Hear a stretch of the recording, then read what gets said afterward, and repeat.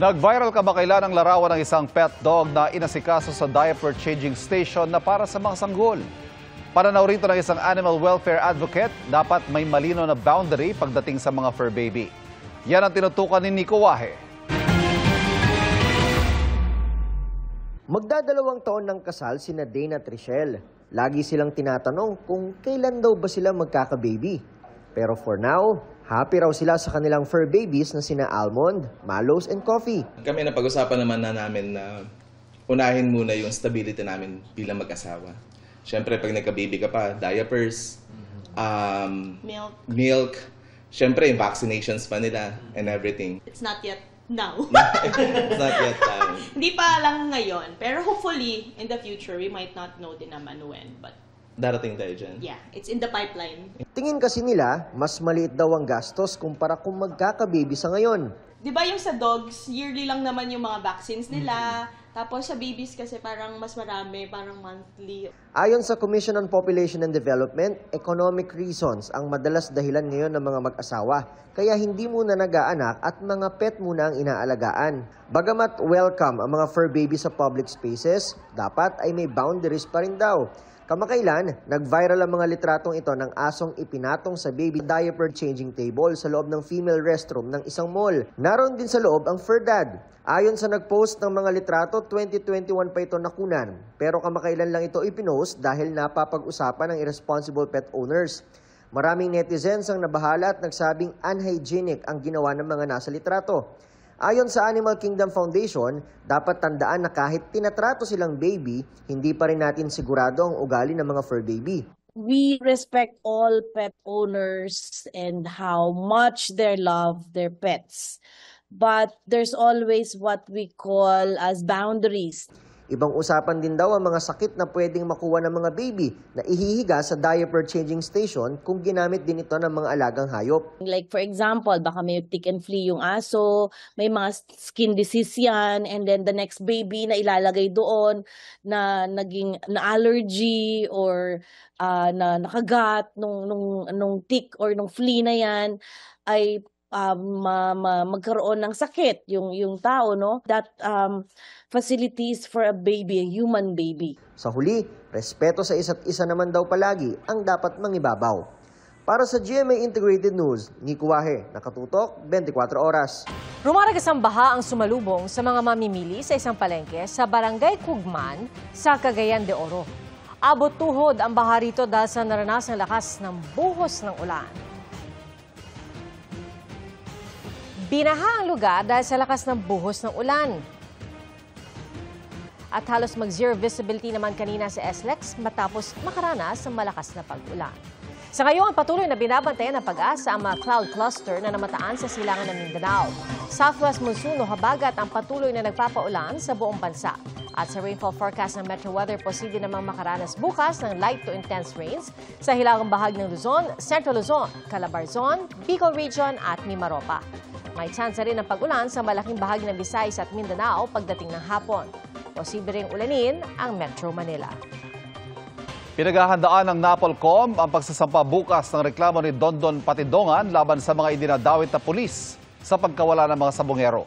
Sabi ni NAPOLCOM Commissioner Ralph Calinisan, mahalaga ang paghahain ng affidavit ni Patidongan dahil ito anya magsisimula ng proseso ng pagdinig sa mga testimonya at ebidensya kaugnay sa umunay pagkakasangkot ng mga pulis sa pagkawala ng mga sabongero.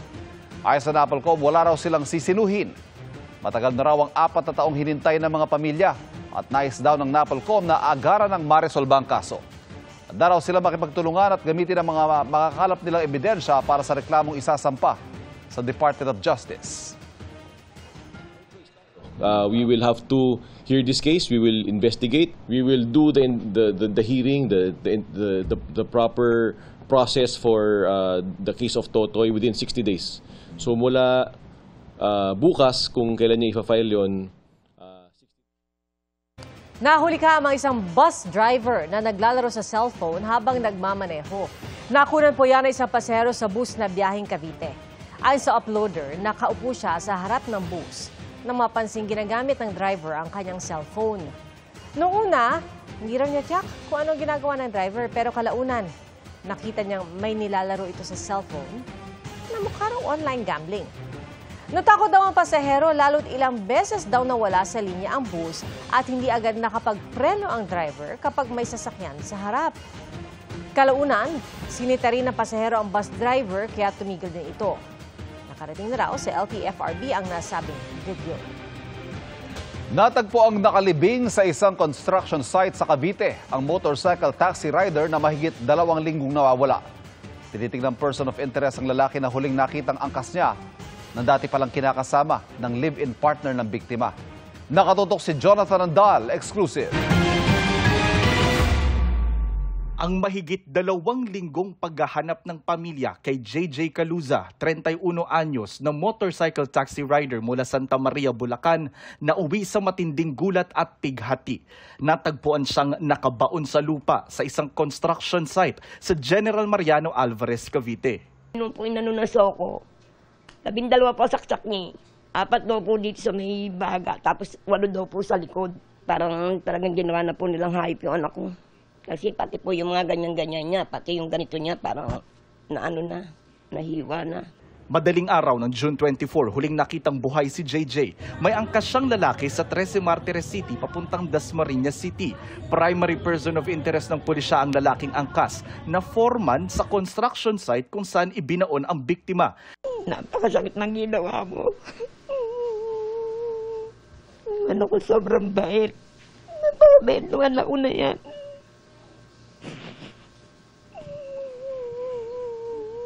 Bakit mo ginawa? Bakit mo ginawa sa anak ko to? Bakit? Siya rin ang dating kinakasama ng live-in partner ngayon ni JJ na si Grace. Selos ang motibong nasisilip sa investigasyon. Kwento ni Grace, 3 araw bago nawala si JJ, pinuwersa raw siyang dalhin ng dating partner papuntang Naik. Binantaan niya po si JJ na papatayin kung hindi daw ako sumama. Kaya sumama na po ako. Wala po akong pagmamahal doon sa lalaking yun eh. Yung suntesto lang po talaga niyang pera yung inaano ko. Kasi may anak din po kami noon. Maayos daw silang nagsamang 3 sa iisang bubong ng 3 araw. Hanggang nitong June 24, alas 3:30 ng madaling araw, nagpahatid daw ang person of interest kay JJ mula Naik papuntang trabaho nito sa Dasmariñas. Pero hindi na nakauwi si JJ. Natunton si JJ nang lumabas sa GPS ng kanyang motorsiklo ang huling lokasyon nito na isang construction site sa General Mariano Alvarez. Naghinala ang mga pulis pagdating doon. Bukod kasi sa nagtakbuhan daw ang mga nadatnan nilang trabahador, nakita rin sa GPS ng backhoe sa construction site na noong June 24 kung kailan nawala si JJ, gumalaw ang backhoe ng mas maaga kumpara sa regular na oras ng kanilang trabaho. Sa permiso ng construction company, nahukay ng mga pulis ang labi ni JJ pero hindi na nakita ang motorsiklo nito. More than 2 ang nakikita namin na person of interest. Actually, marami po kaming nakausap dyan. Nung nga lang iisa ang sinasabi na hindi nila kilala, hindi nila alam. 1 linggo lang sila na nakatira doon. Hindi lang po isang gumawa nun eh. Tiyak po ako kasama yung mga pinsan niya doon eh. Nasabi na niya po yun eh, na ano yun niya eh. Baka pagtulungan nila yun si JJ eh. Pag hindi ko pa doon tinigilan yun eh. Sobrang sakit ginawa nila sa tao. Nagtiwala po yun eh.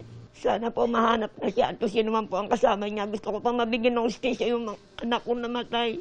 Nananawagan din ang pamilya ng tulong pinansyal, pambayad sa punerarya at sa pagpapalibing kay JJ. Para sa GMA Integrated News, Jonathan Andal, nakatutok, 24 oras. Sabay-sabay na nagsagawa ng siren salute ang Philippine Navy, Coast Guard at Bureau of Fisheries and Aquatic Resources sa buong bansa. Para po yan sa pagunita sa ika-9 na anibersaryo ng arbitral victory ng Pilipinas kaugnay sa West Philippine Sea. Ayon sa DFA, patuloy na kinikilala ng Pilipinas ang arbitral ruling na ito sa pamamagitan ng pagpapalawak ng kaalaman ng publiko tungkol sa mga karapatan sa dagat at iba pang obligasyon sa ilalim ng UNCLOS. At patuloy na pakikipagalyansa sa mga bansang suportado ang pagpapairal ng rule of law. Kasabay naman ang pagunita sa arbitral ruling kahapon, 2 warship ng China ang namataan sa tubig na Occidental Mindoro malapit sa Cabra Island.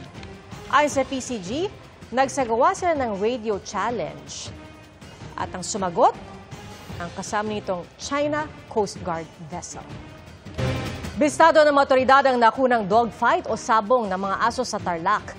Agad po nagsagawa ng operasyon ng CIDG, PAOK at Animal Welfare Investigation Project. Inaresto ang isang alias Akira na nagsasagawa ng mga illegal dogfight. Napag-alamang ipinopost ito online ni alias Akira para magbenta ng mga aso na sadyang bred and trained para sa dogfighting. Nasagip ng mga otoridad ng ilang mga aso na itinurn over na sa Animal Welfare Investigation Project para ipasuri. Aliw ang netizen sa mga viral throwback singing video ni PBB Celebrity Collab Big Winner Mika Salamanca. Nakisali sa trend ang ilang housemates, pati na rin si Mika. Makichika tayo kay Athena Imperial.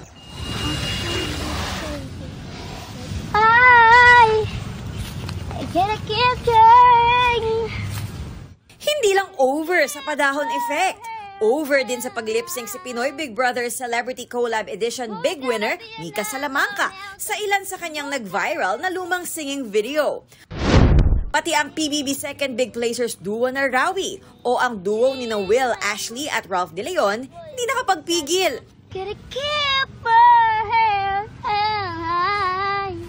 Ang isa pa sa mga nag-viral na singing video ni Mika Liit, hindi nakaligtas sa ibang housemates. Si Will, kumpletong-kumpleto, with actions pa. Di ko inisip na mawawala ka pa. Feel na feel at may papikit effect pa ang singer at kapwa housemate na si Clarice de Guzman. Na mawawala ka pa. Hopping on the trend din sina Esnir at Bianca De Vera na nag-duet pa. Na mawawala ka pa. Ako'y habang buhay. Pero ang star of the show, binigyan ang netizens ng updated version ng kanyang song cover. Sino nga ba siya sa puso mo? Biro ni Mika sa kanyang IG broadcast channel, nagpaplano siya ng album this year kung nakabuo na ang netizens ng album na puno ng mga throwback singing video niya. Athena Imperial updated sa Showbiz Happenings. Nananawagan kay Pangulong Bongbong Marcos ang Filipino community sa New York na makipagnegosasyon kay US President Donald Trump kaugnay sa dagdag buwis at taripa. Naisag ilang PhilAm politician at negosyante roon na kung maaari, exempt ang Pilipinas sa 1% na buwis sa mga remittance at 20% na taripa sa mga produkto ng Pilipinas na inaangkat ng Amerika. Pasakit daw ito sa mga Pinoy na nagpapadala ng pera sa Pilipinas at posibleng ikalugi ng ilang maliliit na negosyo. Malaki raw ang epekto nito sa ekonomiya ng Pilipinas. Inaasahan makikipag-usap si Pangulong Marcos kay Trump sa official visit niya sa Washington, D.C. bagong kanyang State of the Nation address. Naunang sinabi ng Department of Finance na 20% ng mga Pinoy sa Amerika ang tatamaan ng planong remittance tax. Namataan sa kagubatan sa Ormoc City, Leyte ang mailap na Philippine Warty Pig o baboy ramo. Animoy nagpo-post ang biik sa videong kuha ng bantay gubat noong nakaraang buwan. Endemic o dito lang po sa Pilipinas matatagpuan ang Philippine Warty Pig na vulnerable na ayon sa International Union for Conservation of Nature dahil mababa na ang populasyon. At kapag hindi dumami, nanganganib itong maging endangered. Dati nang babala ng DNR kung makakita ng Philippine Warty Pig, huwag po itong lapitan dahil umaatake ito para protektahan ang kanilang teritoryo. Samot-saring makukulay na performance at presentation ng nagbigay kinang sa Beyond 75 the GMA Anniversary Special. Ang ilang highlights sa chika ni Athena Imperial. Shining and extraordinary ang all-out performances ng mga Kapuso stars sa Beyond 75 the GMA Anniversary Special. Isa sa highlights ng program ang playful at modern rendition ni Alden Richards at Michael V ng SB19 hit song na Dungka. Nang harana naman si Dingdong Dantes kasama ang bandang Ben and Ben.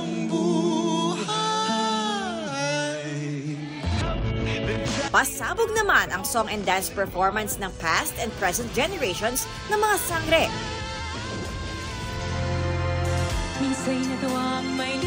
Sa pag-awit ni Aisal Santos at Christian Bautista, kinilala ang mga mamamahayag ng GMA Integrated News and GMA Public Affairs.